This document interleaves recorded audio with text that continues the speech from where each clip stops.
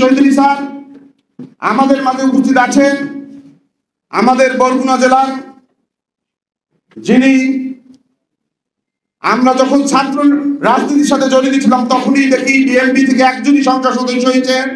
আজকের বিশেষ অতিথি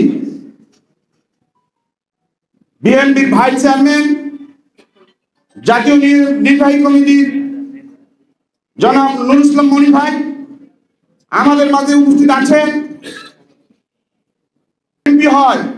এমপি হওয়ার পরে উনি এই আসনটা ছেড়ে দেয়। তখন আমতলী এবং তালতলীতে আমাদের বিএনপির তেমন শক্তিশালী ক্যান্ডিডেট ছিল না।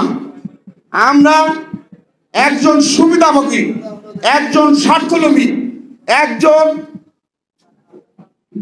যিনি আমার এই প্রধান অতিথির বাসায় রাত্র 10টা থেকে ভোর 4টা পর্যন্ত এই বিএনপিতে জয়েন করার জন্য, তখন আমরা ছাত্র রাজনীতির সাথে যারা জড়িত ছিলাম এই স্যারের বাসায় স্যারের মাধ্যমে এই মতিউর রহমান তালুকদার সাহেবকে বিএনপিতে কিভাবে জয়েন করলে, কিভাবে নমিশন দিলে, কিভাবে তাকে এমপি বানানো যায় সব দিক নির্দেশনা দিয়েছেন আজকের প্রধান অতিথি।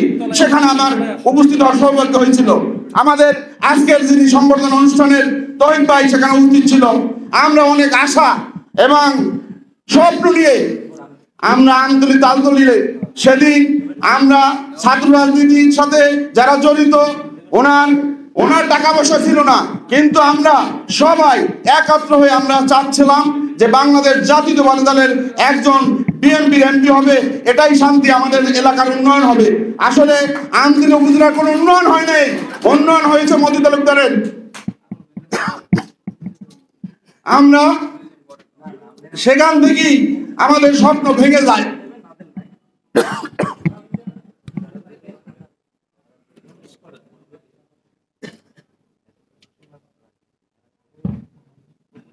এরপরে আমরা এই তহিদ ভাইকে নিয়ে আমরা শক্ত লেখা শুরু করি।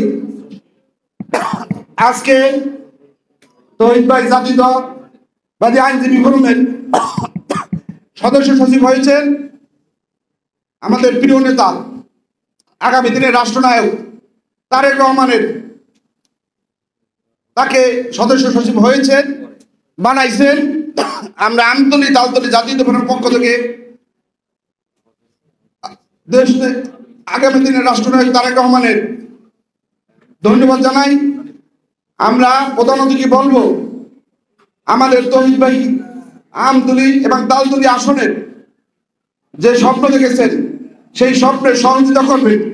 আমরা জাতীয়তাবাদী পরিবার আপনার প্রতি চিরকৃতজ্ঞ থাকবো এবং আমরা তৃণমূল পর্যায় থেকে এই জাতীয়তাবাদী শক্তিকে আমতলী তালতলী উপজেলায় আমরা প্রতিষ্ঠিত করবো, এই আশা প্রত্যাশা ব্যক্ত করে সবাইকে ধন্যবাদ জানিয়ে আমি বিদায় নিচ্ছি।